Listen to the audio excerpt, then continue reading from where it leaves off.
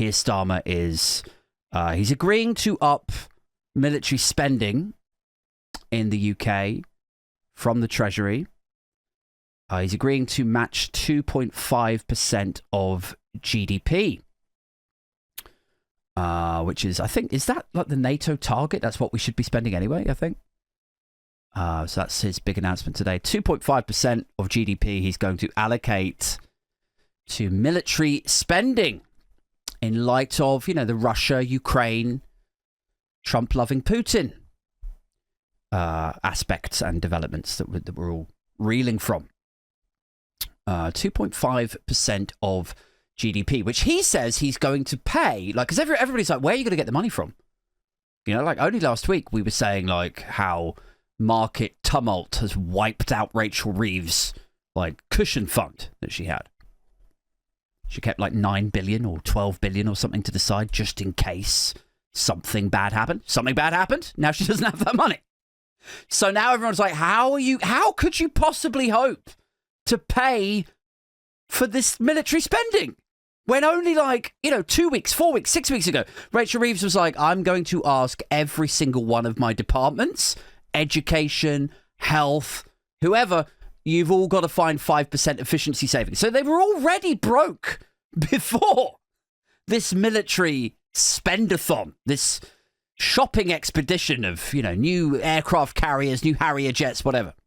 Where are you going to find the money from?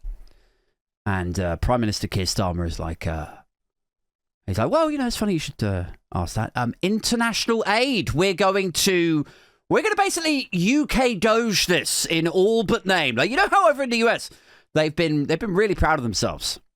Slashing and trashing USAID, they keep calling it. But it's USAID, right? It's helping developing nations. It's giving them a leg up. It's saving people from hunger, contaminated water, that sort of stuff. They're trashing it. They're getting rid of all of it. And now Keir Starmer is saying that that's basically what he's going to do. He's going to pay for this military spending spree by trashing our international aid commitments.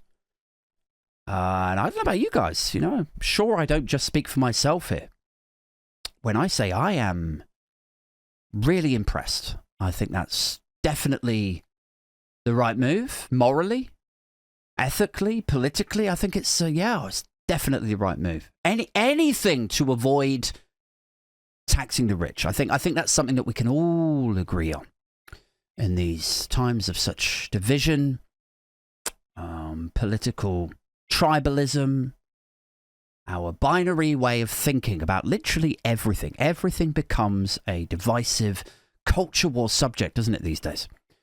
But this is something I think we can all agree. There's definitely common ground here. Anything to avoid taxing the super wealthy, because they work hard, or they worked.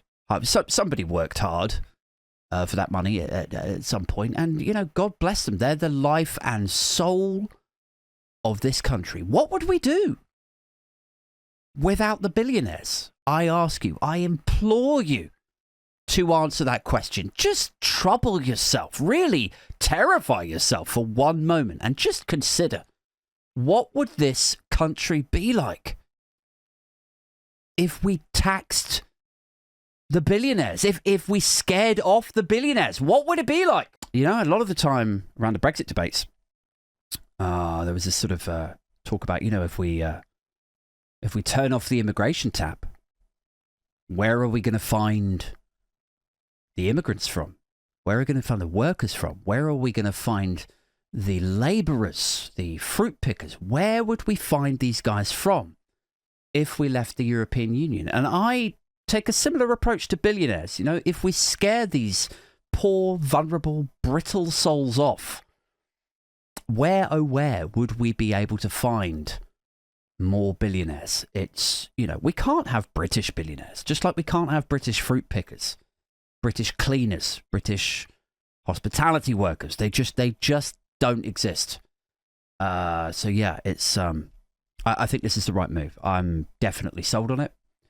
If you have to take food out of the mouths of the inhabitants of third world countries if you have to allow them to drink contaminated, piss-coloured water and contract cholera and die before the age of 30. I think if you have to do that to bolster your armed forces that pretty much everyone agrees nobody is ever going to use. I mean, it is really just a vanity exercise. It's a geopolitical pissing contest, isn't it? But if you have to keep up with them, if you have to have the shiny new Harrier jet,